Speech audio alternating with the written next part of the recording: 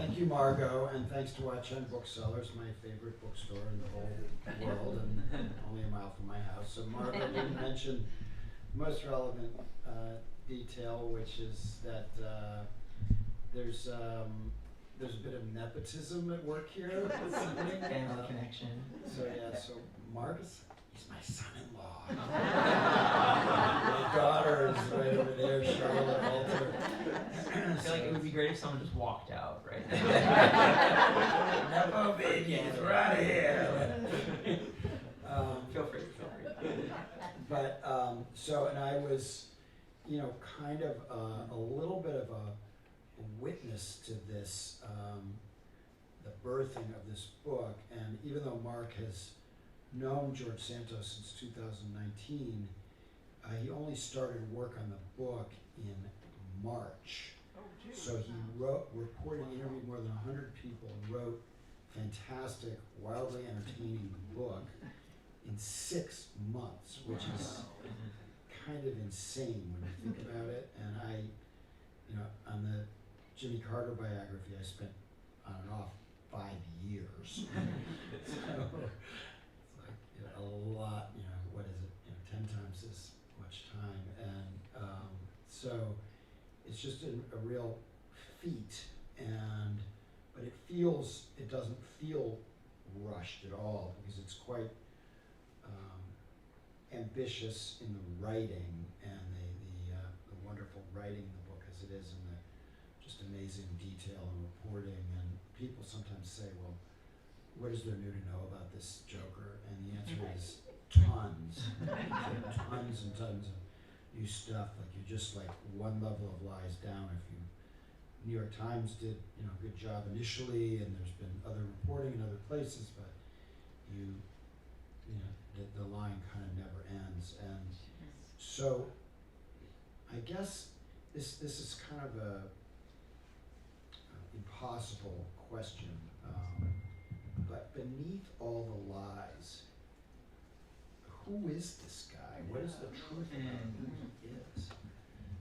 Thanks, John, and thank you, Watchung, for having me. I think what's so funny with Santos is that he really is, I think in the book I call him a chameleon, and I think that is the sort of cleanest way to put it, because he's many things to many people, he is, and he changes kind of mid-conversation sometimes. I experienced it myself in a small way, when the occasions where he'd pick up the phone when I called, he would start out being very charismatic. He's very tall, by the way. I don't know if people are aware of that. He's like over 6 feet. He's a really big guy. He has a lot of kind of presence. So, and you can feel that, even on the phone. He's very charming. He'll kind of joke around with you. And then if you start pressing him, he'll turn kind of threatening and nasty and kind of cutting, but also very funny. He's a real comic genius in a way. So I think that, it's hard to pin a guy like that down, someone who's like willing to change so much. I talked to one of my favorite sort of quotes about him that someone told me. This was a younger Republican politician who came into Santos's office, and or actually vice versa. Santos comes into his office and says, how old are you again? And the politician says, oh, I'm, in my 20s. And Santos says, I remember when I was that age, I'd already made my first $1 million, which is not true. He has not made $1 million. And it occurred to this guy that Santos was totally believed what he was saying. It wasn't something made up. It wasn't something to make him look better.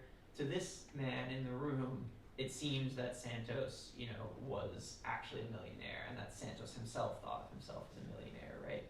So I think that there's a person who's willing to do that is someone who is kind of embracing change and embracing a different costume in every room.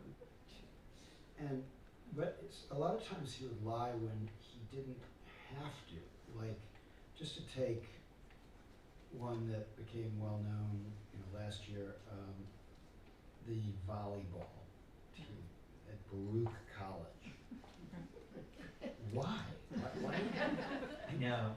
And it was so sad. I mean, in these funny ways, Santos, and I have had like similar, trajectories in some strange ways. Like Really? Is there something that you want to tell Yeah, us? yeah. Father-in-law, Yeah.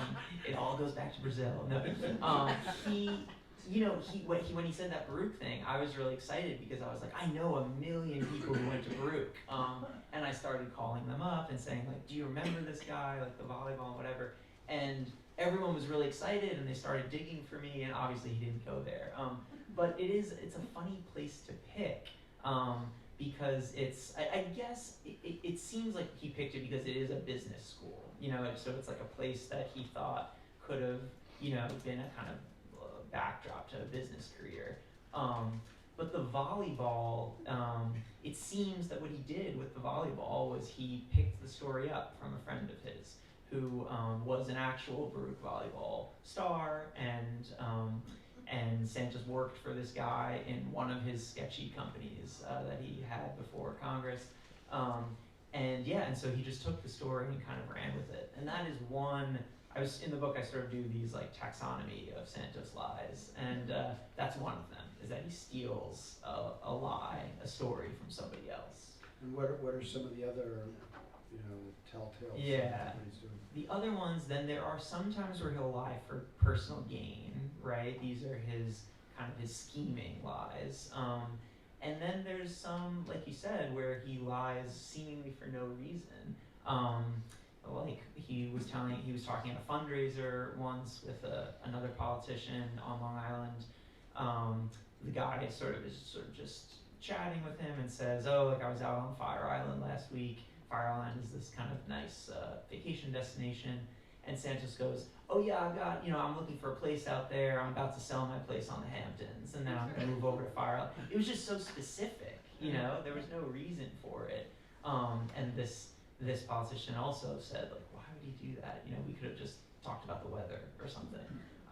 It's kind of, this is going to be an HBO movie. Frank Rich is producing it, and the guy who wrote Bad Education is writing the script and everything. But it does have a kind of it's sort of like a cross between the talented Mr. Ripley and then you say the producers. So why do you bring up the producers in this book? Right, so the producers obviously is, in this case it would be running a political campaign without thinking you would win, in fact not trying to win, trying to lose, and making money off it the whole way. And there is an element of that with Santos. There's an element of this in a lot of political races, right? And this is what's so interesting about Santos, is that he kind of takes a lot of truths about American politics and then just ramps them up to 10x. It's like way wilder and way zanier than normal politics. But in typical American politics, if in a gerrymandered district, right, where one party is probably going to win a seat, it is not uncommon for someone to be running for office in a seat that they are certain to lose, right? But they do it for a number of reasons. They're very ideologically invested, right? And they really have something to prove. Maybe they think that they'll put in their dues for the party and eventually they'll run in a sort of more fertile seat. So this happens often, right? And that was kind of how Santos came to politics in 2020. This first seat that he ran for, he was certain to lose, and he did. He lost by over 12 percentage points.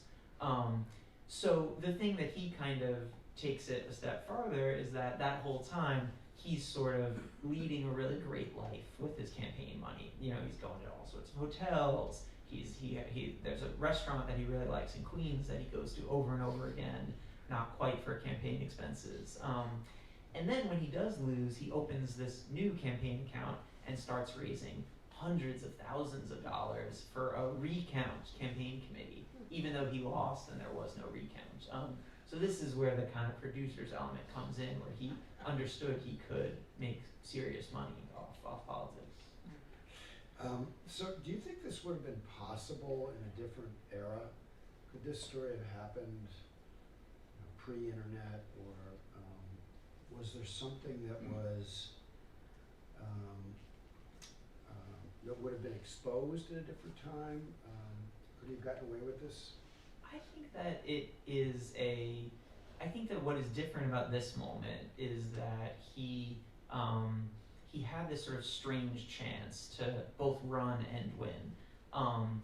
In the book, I write about how in Nassau County, which is where he's running, there used to be what's called Republican hair, which was basically, you know, straight hair, white hair, you know, kind of a person who is older, probably Italian, maybe Irish, you know, this is like diversity in Nassau County. And so those are the people that would always be running for Congress in Nassau County. And Santos is very different, right? He has a sort of different background.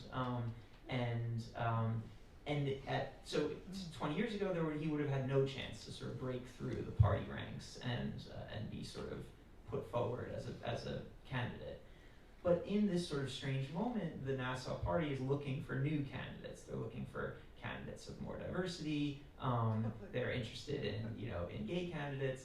They wouldn't mind Jewish candidates either, right? Even though Santos wasn't, but these are Jewish.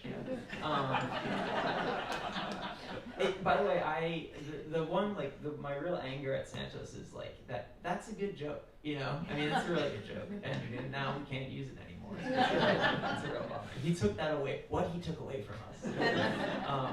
But so he has this chance to run because the party is looking for kind of new, fresh candidates. And he would never have won without this sort of red wave in this kind of perfect storm election that built up behind him. It was all over the country, right? Democrats actually won in these midterms. This was a very uncommon occurrence, but because of a confluence of factors like Kathy Hochul being a somewhat weak candidate for governor in New York, and COVID, people being very angry at COVID mitigation strategies, other sort of state level things, people were pissed at Democrats. I'll give you one example. In that district, Chuck Schumer was also running, right? That cycle, Chuck Schumer, very powerful politician, obviously, even more so in New York. I mean, between my brother and I, he's been to at least 2 or 3 graduations over the years. You know, he just speaks at every graduation. He goes to every festival. He's omnipresent. Schumer lost in that district significantly, right? Even though he campaigns there, is a good local candidate. So Santos really was kind of in the exact right place at the right time. He didn't literally ride Trump's coattails, but in a sense, would he have been possible without Trump? And how inspirational was Trump for him? He loves Trump. And even I'm sure you guys can hear it yourself in the way he speaks, his mannerisms. He kind of copies Trump's mannerisms often. In his he had this learning curve as a candidate, and he would sort of follow Trump himself around and Trump's kind of aides, low level members of the Trump universe. He would go to their events, he would film them and try to learn from them, I think. So he was always watching Trump and trying to copy him. Certainly Trump paved the way with being able to sort of lie and have no consequence and be a businessman with very little or no government experience and successfully run for office, right? I think the difference with Santos is that, Trump was a famous person, right? He had a lot of resources. He was a wealthy man, even if he wasn't as wealthy as he said he was. What's interesting and somewhat sort of new about Santos is that you have a newcomer and a self-avowed liar and scammer and schemer who was able to win without any of those benefits. He was actually very poor. He actually had no connections, no political background, no name recognition at all. And this is a guy who was able to win and keep his seat too for a while. In some ways, AOC over on the other side of the spectrum, who had been a barista or something. I mean, she was kind of a model for him in certain ways. Totally, and he kind of loves AOC. He said this in multiple venues, that she kind of inspired his run, actually, that he learned a lot from her. He even, he goes on a lot of podcasts. He's a big podcast guy, Santos. And on one podcast, he's defending her attractiveness. You know, the other podcaster is like, AOC looks like a donkey, you know. Great, nice stuff, you know. And Santos is like, no, like, you have gone too far. Like, she's a beautiful woman. And so and we know that Santos is very concerned with beauty and with looks, and I read in the book about how he, you know, uses Ozempic and liposuction and lap band surgery and really anything you can imagine to kind of sculpt his body.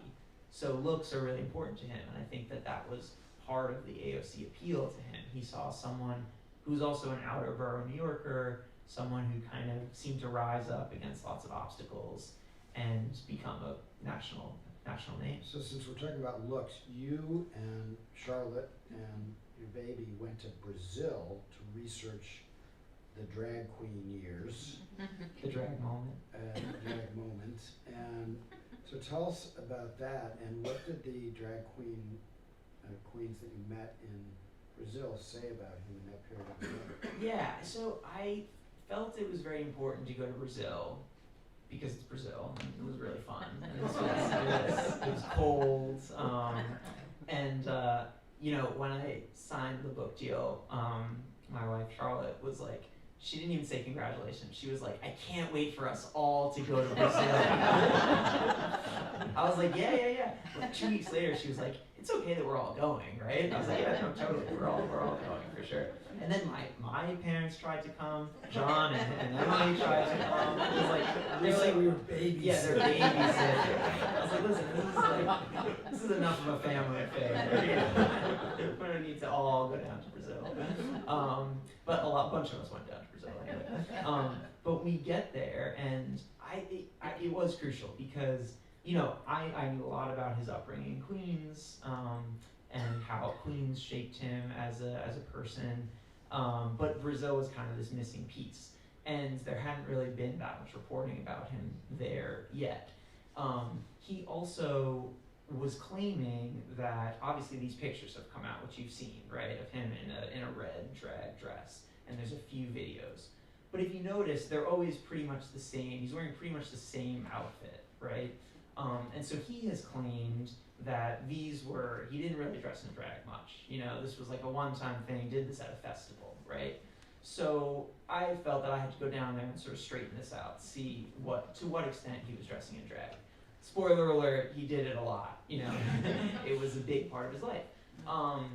And you know, I think what was surprising to me was that I found that it wasn't a sort of goofy joke, or, you know, it wasn't just a joke, you know, and it wasn't just a kind of a funny part of this story. It was actually kind of central to who he is.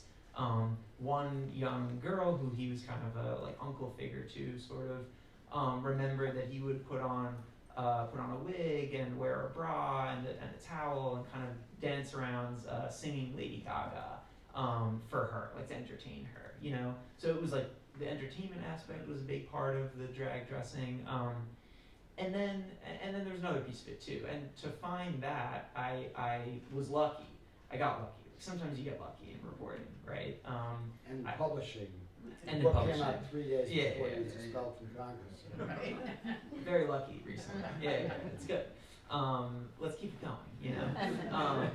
But the first part of getting lucky was finding his drag mentor and convincing this person to talk to me. Because at first everyone in Brazil wanted money to speak, because everyone involved in the George Santos universe, you know, wants some of that. So I explained that in America, like our journalistic ethics are that we can't pay for an interview, right? I'm happy to, you know, we can go out to dinner and I can pick up a check for dinner, something like that, but you know, can't do anything else. So I kept explaining this to this drag queen and finally wore her down. Her name is Earla Rochard, is her stage name. She goes by, you know, by her. She's a woman. She performs and lives as a woman. I spoke to her a while. She was very sort of hard to understand. I couldn't remember things. Made her like take me around to different parts of the suburb of Rio where Santos lived. But I was getting some things, but wasn't getting everything. Didn't understand what Santos was doing and exactly what his deal was dressing in drag. Finally, the drag queen says, "Look, I'm performing at this show. It's like once in a lifetime thing. I don't really perform anymore, but I'm gonna do it. If you're here Thursday night, you can come." So I come home. I told Charlotte I was really excited. I was like, "We got a babysitter. I'm good. You guys are good here. I'm gonna go to this show." And she was like, "Great, yeah, let's go. Well, we'll leave at 7. We'll all go together." And so Charlotte came with me to the drag show, or we tried to. We go knock on the door, and it's this kind of underground club without a name or anything in front. And we knock on the door, and the bouncer points at Charlotte and says, "You're not allowed." And it's because she was a woman. You can't be. It was an all-male drag space. So Charlotte goes home, very sad, very upset, but for journalism, I continued on, and it was important. So this was a sex club that I was going to, and that was sort of, again, that's your sort of perspective maybe about like that kind of shapes what you think you're gonna see, right? That it's gonna be very kind of lurid and sort of sexual, obviously. And that's what it started as. The show, it's people stripping and people kind of wandering around, like offering sex to the people in the audience. I'm sitting in the back there, like clutching my beer, being like, "I don't speak the language. I don't know what I'm doing here. I'm waiting for this drag show to come on." Finally, Santos's drag mentor comes on stage, and it's totally different. She's wearing this kind of beautiful flowing dress.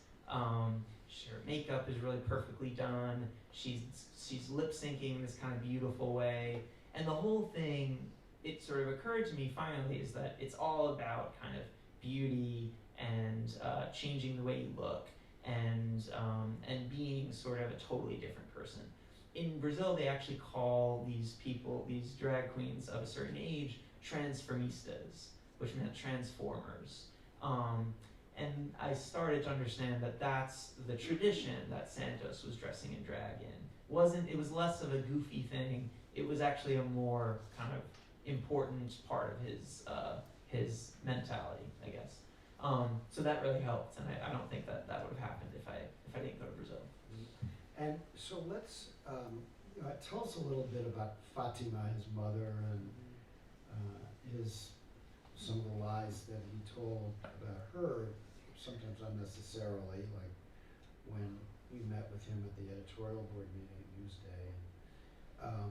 And then some of the early cons that he got into, including the famous one with the dog.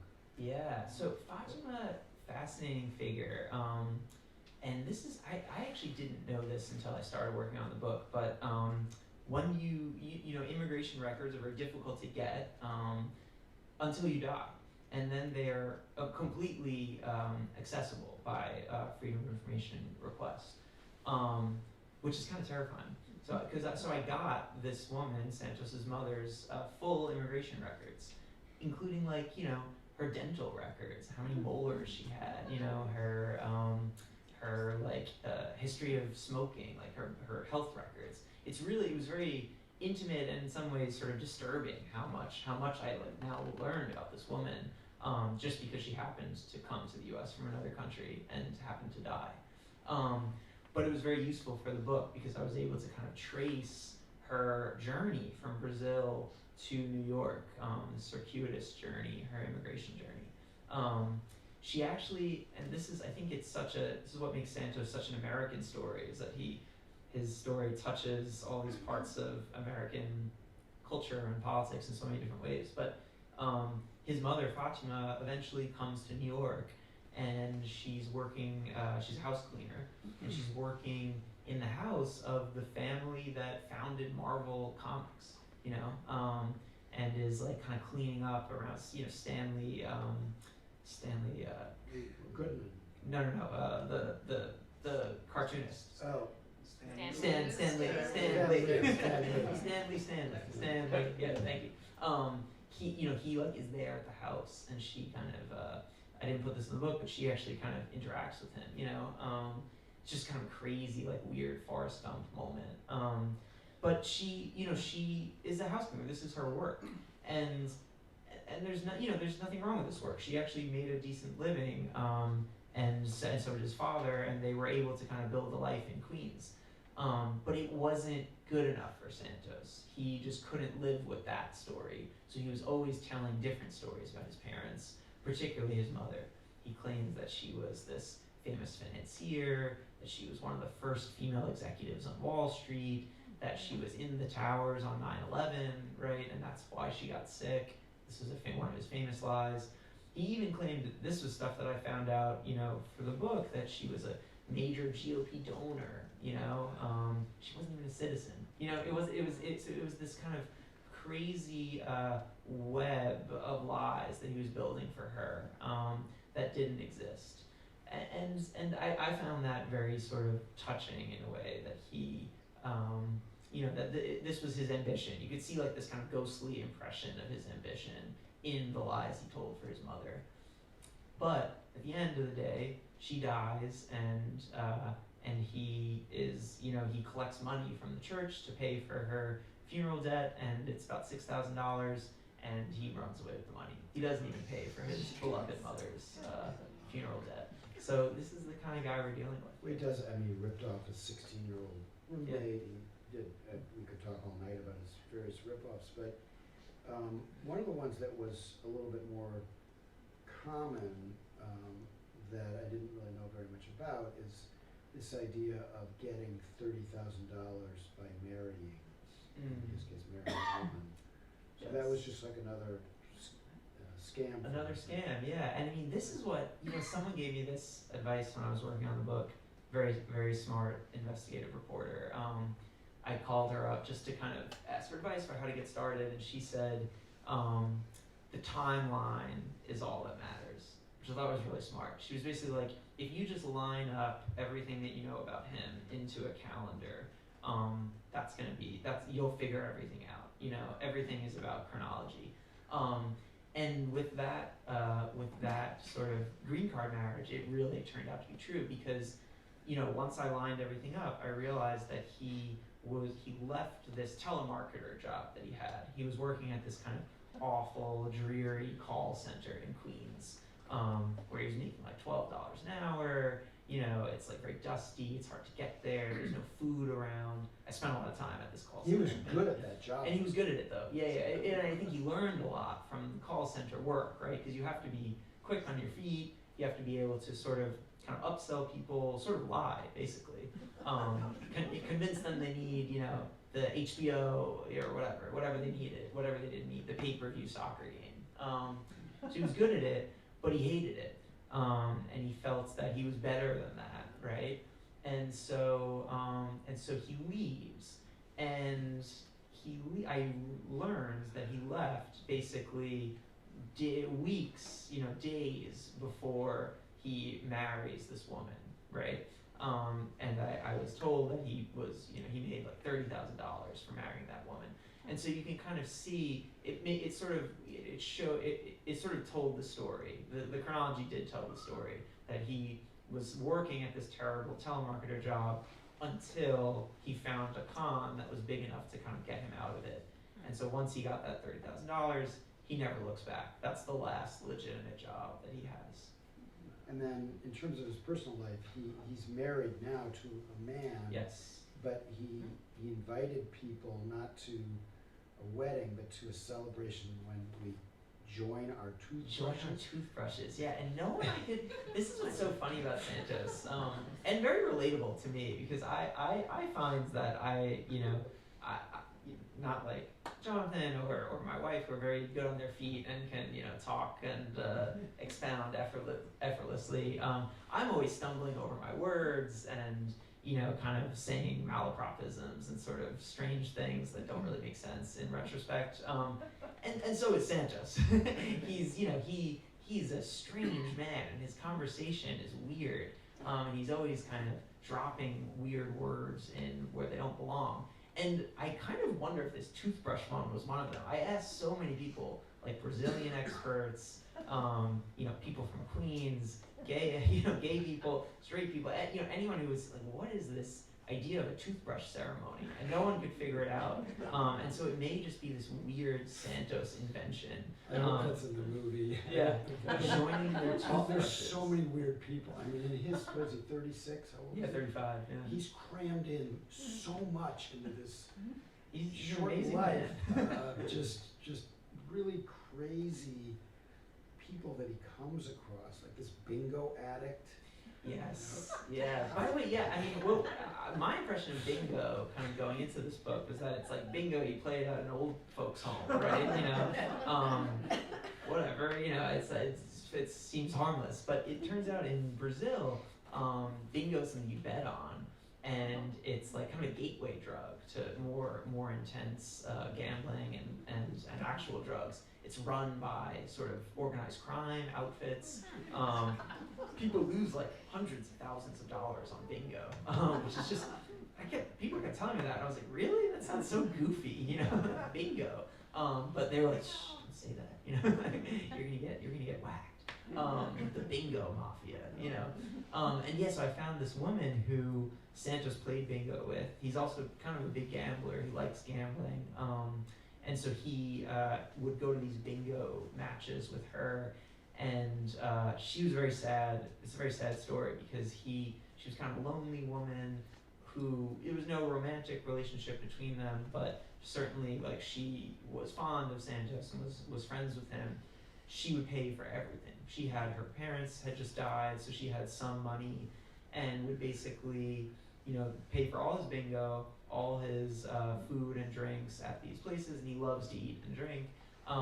And then he would go to these hotels with her and sort of like sleep there and have like a steak dinner in the morning, because they'd be playing bingo all night. And so slowly she like counted it up for me, ultimately, and I think lost sort of tens of thousands of dollars to her, to him, and sort of totally changed her life. She now lives in a favela in Brazil. And then other victims, like the veteran with his dog Sapphire. What was that? Yeah, this was another famous story that maybe people have heard the contours of. A Navy veteran who was homeless for a time, and Santos, one of his cons was that he had this fake pet charity that was supposed to help you if you needed money to save your pet. And so the contours of that story were totally as they were, and it's exactly what happened, that this vet got ripped off. But I spent a lot of time with this vet, and went to visit him and his dogs, and it's like the more time you spend with him, sort of the sadder the story gets. This is a man who's never had family. His dogs are his family. He is literally sleeps in bed with his dogs. He had suffered from PTSD from his military service, and the dogs were like kind of the only thing keeping him going. He described to me like one time having a panic attack, and this dog Sapphire kind of comes up to him and essentially like gives him a hug, kind of gets him through it. And he was living in a tent on the side of the road at one point, and it was so kind of cold and crappy that he had a cat with him as well at that point, and the cat runs away. The cat's like, absolutely not, I'm not doing this. But the dog stays, and this is the dog that Santos, for want of like, $2,500 or something, just decides like, I'm not gonna help you, even though we all raised this money together, I'm not gonna give it to you, I'm gonna keep this money. What was a GoFundMe scam, basically? Yeah. Right. So Santos set up the GoFundMe thing and then took the money. And then and then the veteran had so little money left, and he'd sort of tapped out his reserves so much that he had to panhandle the money to put the dog down. He couldn't even do that. Yeah, it's awful. So then, all right, so he, without telling the whole story of how he finally got elected, I was interested in this woman, Nancy Marks, who tried to blame for all the stuff that led to his indictment and eventually his expulsion, and she described herself as mentally seduced by him. Yeah. Do we have this kind of hold over people? I mean, the same reason why just today I read that he's now making $400 a pop on Cameo, and he can make $1 million doing this. Yeah, the accounting. Because he just, even on video, he sort of worms his way into your world. Or Yeah, I think that's true. He's very good. He's very, very charismatic, very good on video. The accounting, by the way, of the Cameo stuff was that he already has signed on to make enough money to like account for his full congressional salary. He's making that much money on Cameo, which is unbelievable. I was a little upset that no one in my family bought me a George Santos Cameo. it's expensive. Yeah, it's kind of expensive. Honestly, I say that as a total joke. I do not want a George Santos Cameo. Like, I would be so embarrassed to have a George Santos Cameo. He does have this kind of, he's able to kind of put people under his spell in a way. So much so that, one person told me, that he would put people under a literal spell, Macumba magic, this person told me, which, I don't think that's true. But I think is an example of A, his charisma, and B, this kind of legend that has grown up around him, that I think has gone, even beyond him. And is why I don't think we're going to forget about him for some time. Well, let's just, before we open it up, where do you think he'll be in 5 years when the Cameo thing is over? He's been on Dancing with the Stars, whatever he does, for a while to exploit his celebrity. You go through some possible options in the book of how he could end up, but what do you think is the most likely one? Prison. I mean, I do think he's going to spend some time behind bars. But I don't think that'll be forever. It's not the kind of he hasn't been accused yet of the kind of things that would keep him behind bars forever. So I do think he comes back out, and I think he has at that point like a fork in the road. He could sort of go off and be maybe funny and goofy and do sort of fun appearances here and there, but essentially like ride off into the sunset. Or he can kind of double down on the sort of the love of celebrity and his sort of powers of entertainment, but also burrow in even further into this kind of far-right MAGA universe, which he has found a real home in and has a real affinity for. And that's a language that he speaks really well. And I could see him becoming a sort of, Alex Jones, kind of a conspiratorial podcaster sort of figure.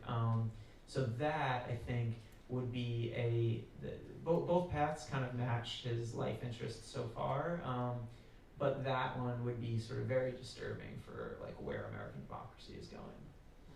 All right, well, we've got... on that sunny note. Yeah, on that sunny so, we have a little bit of time for questions from all of you. Yes, in the back. Oh, fascinating story.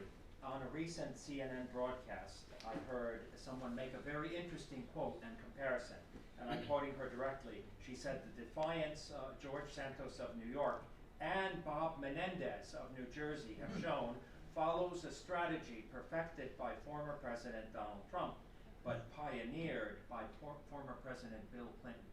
Do you think that's a fair comparison and statement? And sorry, the idea was that it's not Trump, but shamelessness. It's been a long path in American resigning history. and Well, I think that that shamelessness in American history is a long tradition, right? And Santos himself would point to someone like Clinton, I'm sure. I think the difference with Santos, the thing that sort of separates Santos from any of those people you mentioned, or really any politicians who come into some sort of matter of impropriety, is that he kind of does everything all at once. This was so fascinating about him. He is both scheming, he's corrupt, he lies, but he doesn't just lie about one thing, he lies about everything, And I can't really think of another politician who does all of the above, right? Usually you do, and I'll add one more thing onto that, and most politicians will eventually kind of leave, right, and resign, or or kind of fade into history, and that's not something that he's interested in doing either.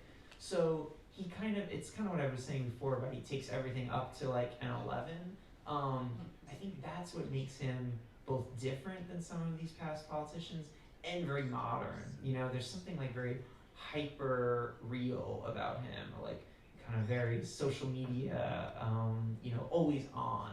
And I think that makes him sort of important and kind of a person of his time, and also kind of concerning, because the idea that other people will do the same thing and follow in those footsteps is a little scary. Well, it's like, just to follow up on that for a second, so sometimes these great con artists are really perfectly aligned with their era. So Frank Abagnale and his scams was during a period when air travel was really big and exotic, and Elizabeth Holmes kind of represented Silicon Valley. So is he emblem of the age? Yeah, I think our age is a political age, and that doesn't seem to be changing anytime soon. And so it's I think that it's an age that kind of drew him in, and I think every age draws con men towards it, right? Or certainly those are the con men and women that we remember. And so he was sort of pulled to politics. By the way, I love the thing about Frank Abagnale is that there's like a double con there, right? That he was also making up the story of his jet travel cons. It was all a story. But that also makes the sort of question of the pull of culture even more salient, I think, because that was the story he wanted to tell as well, was that he was a pilot, at this kind of moment of flight. Yeah. So you've been following him for 4 years or so. Yeah, 2019.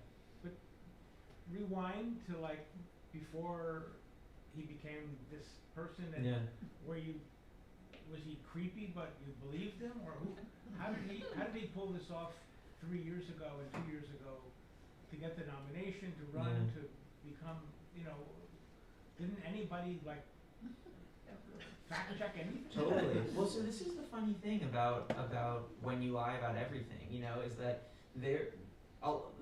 exactly what you just said, like, was he creepy? That was kind of the take in the sort of Long Island GOP political universe, was that something's weird about this guy, Everyone kind of thought there was something a little off.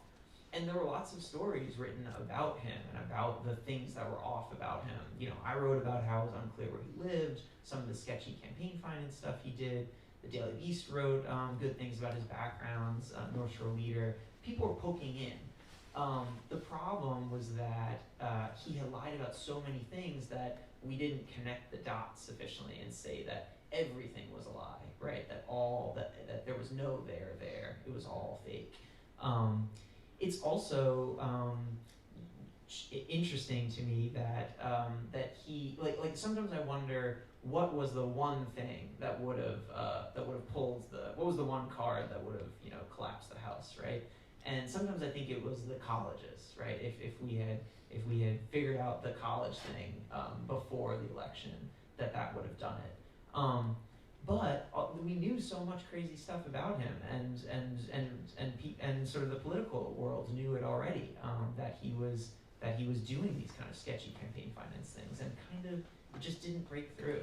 There were so many lies. But part of it is about journalism, as you were talking about on MSNBC after the New York Times story broke. I mean, how many congressional races? You were an editorial writer, you weren't even a reporter covering these races, but you were supposed to be sort of occasionally monitoring like races or something. Oh, yeah, more than that. I mean, Of all the candidates in the primaries, it's like a lot of different candidates. So this idea that any of these reporters had a job of just covering one race with two people. Right. Not in today's American journalism. Well, and to give you an example, I think that on the editorial board we'd interviewed something like, it's like 150 candidates or something that cycle, like that we had to sort of look into and write about. And I spent actually a lot of time with one guy's college degree because it was Annapolis, and that is something that you check. If someone says I graduated from Annapolis, we want to be sure before we say that. And it takes a while to figure that out. You file public records requests, you follow up, you make sure you get the years right and everything. And it turned out that this congressional candidate did indeed go. So it's like you wish you did it for Santos too, right? But there's just so many to check, and I do wonder if that's the one piece that would have pulled the house apart.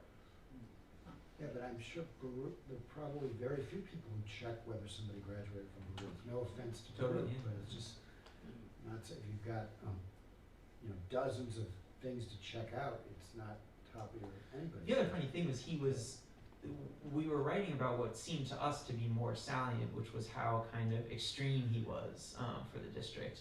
We wrote about how he was boosting QAnon conspiracies, for example, which was very uncommon for Long Island's congressional candidates. Like it was a little outside the mainstream. His abortion statements were very, very radical, and we were writing a lot about that. So I think that it's an irony that you benefit from being like, again, taking things to an 11, to be like so crazy and so extreme and lying about so many things that nothing sticks to you. Yeah. Other than Santosism, is there some kind of diagnosis for this kind of behavior? Yeah, I like Santosism. That's a good one. I'm going to use that. The one that I sort of posit in the book, partially because I like the name, but I also think it kind of matches some of what we've talked about, is called Pseudologia Fantastica. And basically it means that it's something that is diagnosed for patients who seem to believe their own lies and are lying kind of for no reason. Like it's not like an immediate personal gain out of it, and they create these stories of real heroism or greatness about like war records, bravery in battle, and that there's no reason for it. And so some people I talked to suggested that it might be something like that for Santos. Obviously hard to diagnose from afar, right? And we now kind of are careful about that. Mental health professionals are kind of leery to diagnose like that. But what I tried to do in the book was kind of like, I report, you decide kind of thing, Don't say that. just put, I mean, basically it's a book that's it's a story, really, I try to sort of just tell the story of Santos and sort of let him kind of hang himself with his own rope, How do his constituents feel about him now, during all this whole thing? Yeah, some are very angry, and there's been like a vocal, organized, sort of anti-Santos cohort. But we have a special election coming up in that district in February, and the reporting I've done so far and the sort of stuff I've seen, it's not entirely clear that the Democrat wins easily, which is pretty crazy when you think about it. Obviously, Santos not running again, so it's not like a perfect comparison, right? And I think the Nassau GOP is doing a sort of careful job to make sure that they're not associated, with him. They have been trying to spin that line from the beginning. But there is something interesting about, I think it tells an interesting story about how partisan the district is and how partisan America is right now. That what's more important to many voters than sort of, casting a vote for, against Santos. They're more concerned with, casting a vote against Democrats. So this red wave that kind of pulled him into office has certainly not stemmed yet on Long Island. Stuart. Back to the diagnosis thing. It seems obvious to people watching the news that something's just not right with this. Yeah. So how did you deal with the question of on one sense he's a suffering, broken person, but he also is making bad decisions that harm other people. How did you think about that in evaluating him? Sorry, in evaluating him. Yeah. Well, I agree with you that there, you watch him and there does seem to be something wrong, but he's not hallucinating. He's not. It's not a sort of psychosis. he is certainly like he has his wits about him. He's like clever, and I guess to me, I felt this was a tragedy in a way, and he kind of has no one to blame but himself, and he has this trail of victims behind him, but it didn't. I don't think that we can kind of absolve him of of what he did, right? Just by saying like, oh, he's so crazy that he shouldn't be held accountable for this. And so I kept coming back to his sort of childhood and kind of origins in Queens, where he's very ambitious and he's like really kind of obsessed with presenting himself as someone who overcomes obstacles. This is like a weird lie that I went into in the book that most people probably haven't heard. He once said on a podcast that he was born at 24 weeks gestation. Which I should caveat that perhaps it's true. I did my best in the book to like figure out whether it could possibly have been true. It doesn't seem to have been true. But think of like what that says about your mental state if you have to like from birth make it like you're overcoming obstacles, And so I think that is a bit of what's going on in his head, is that he has this like chip on his shoulder and is an overcomer, and he sort of like tumbled over his skis in a way. With the violent political climate right now, was there any point while you were researching the book where you might have felt threatened besides the sex club in Brazil? The sex club.